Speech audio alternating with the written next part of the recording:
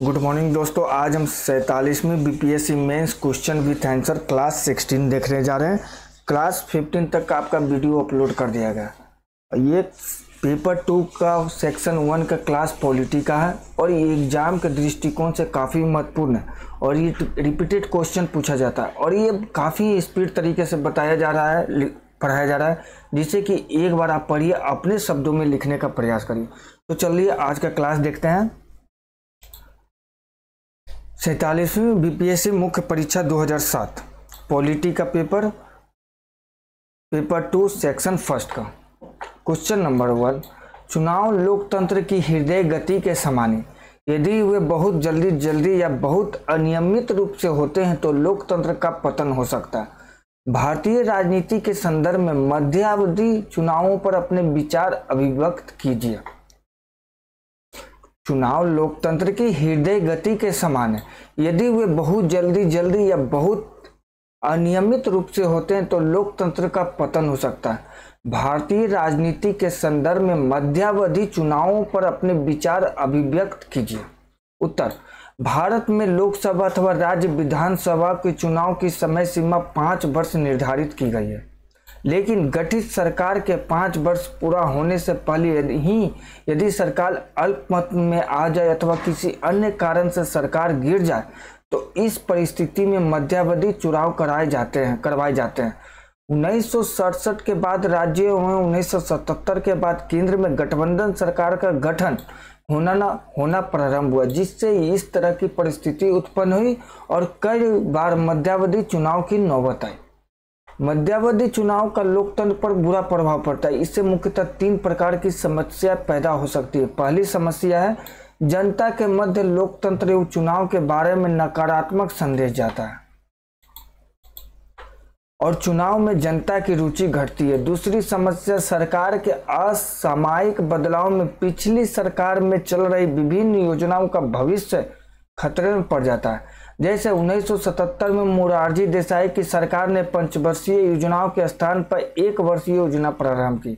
इस 1 वर्षीय योजना के साथ ही इस सरकार के कई अन्य महत्वाकांक्षी योजनाएं कार्यों को 2 साल बाद पुनः सत्ता में आने वाली इंदिरा गांधी की सरकार ने बंद करवा दिया, जिससे अत्यधिक समय, धन तथा देश के श्रम की हानि हुई।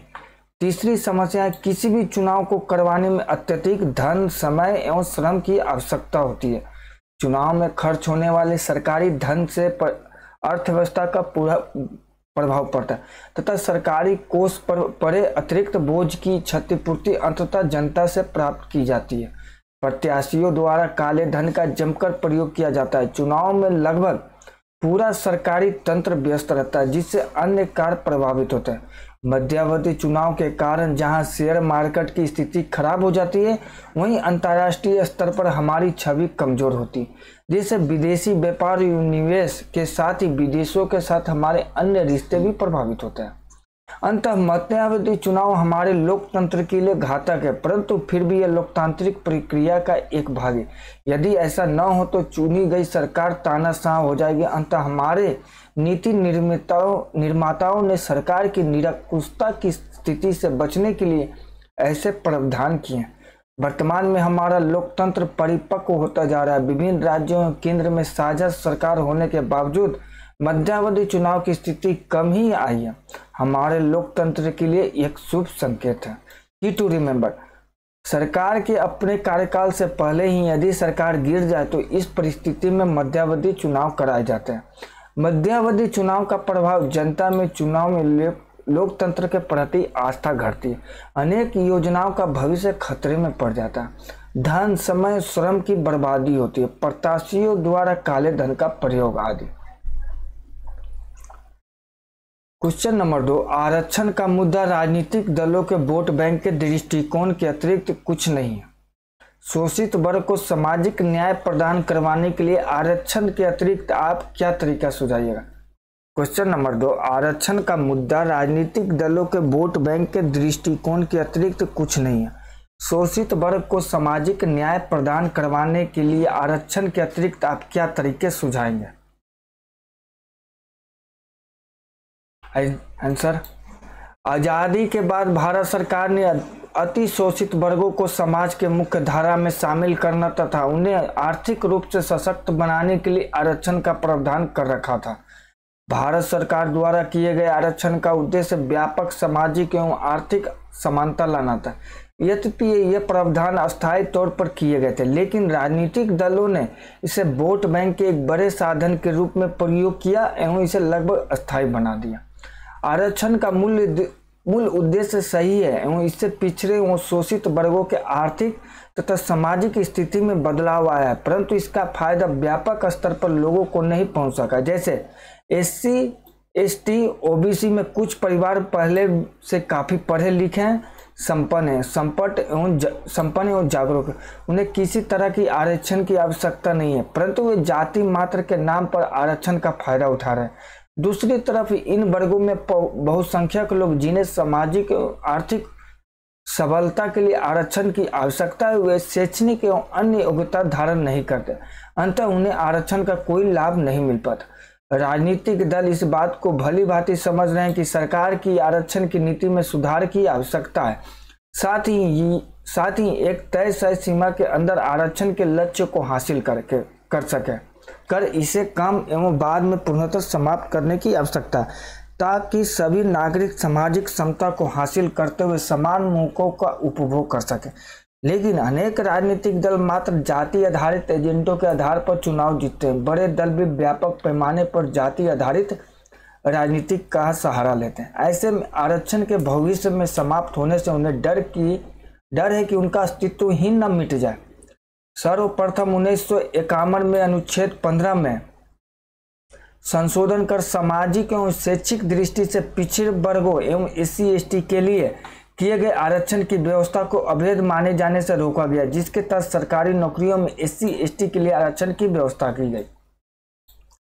पिछड़ी जातियों में भी आरक्षण की मांग के कारण 1978 में मंडल कमीशन का गठन हुआ, जिसकी सिफारिशों को 1990 में BP सरकार की सरकार ने लागू करते हुए केंद्रीय सेवाओं में OBC को 27% आरक्षण का प्रावधान किया। आरक्षण के दायरे को बढ़ाने के लिए विभिन्न वर्गों समूह के द्वारा रोज आंदोलन हो रहे हैं। ऐसे आंदोलनों को राजनीतिक दल अपने फायदे के लिए समर्थन देते हैं, जिसका नतीजा आरक्षण का दायरा घटने के बदले बढ़ता जा रहा है। शोषित वर्ग को सामाजिक न्याय प्रदान करने और मुख्य धारा में लाने के लिए आरक्षण के अलावा कुछ प्रभावकारी उपाय अपनाए जा सकते हैं, जैसे अधिकतम लोगों तक विकास के फायदे पहुंचे तथा ग्रामीण स्तर पर भी विभिन्न संसाधन एवं सुविधाएं उपलब्ध हों। पूर्व राष्ट्रपति डॉक्टर APJ अब्दुल कलाम का इस संबंध में पूरा provide urban facilities in rural area की संकल्पना महत्वपूर्ण है, जिसे अपनाया जा सकता है। ऐसे क्षेत्र जहां SC, ST अथवा पिछड़ी जातियों का बाहुल्य है, वहां सरकारी स्कूल, अस्पताल तथा अन्य सरकारी सुविधाएं बेहतर हो, इंदिरा आवास जैसी योजनाएं भ्रष्टाचार मुक्त एवं लोगों की पहुंच में हो तथा ग्रामीण सड़कों का अच्छा विकास हो। दूसरी बात, शोषित एवं पिछड़े वर्गों के लोगों के लिए शिक्षा का विशेष प्रबंध किया जाए। SC, ST क्षेत्रों में अधिकतम विद्यालय तथा उच्च सैनिक संस्थान खोले जाए। यदि शोषित वर्ग को अच्छी शिक्षा प्राप्त हो जाए तो ये खुद अपना विकास कर आजीविका का साधन खोज सकेंगे एवं सरकारी योजनाओं का लाभ उठा सकेंगे। सरकार को पिछड़े एवं शोषित वर्ग के कौशल विकास के लिए ध्यान देना चाहिए। यदि ये कार्य कुशल हो जाएंगे तो स्वराज्य के लिए सक्षम हो जाएंगे। आर्थिक स्थिति में मजबूती के साथ ही इनके सामाजिक स्थिति में खुद ब खुद सुधार हो जाएगा। तो 46वीं BPSC मुख्य परीक्षा का कल क्लास करते हैं।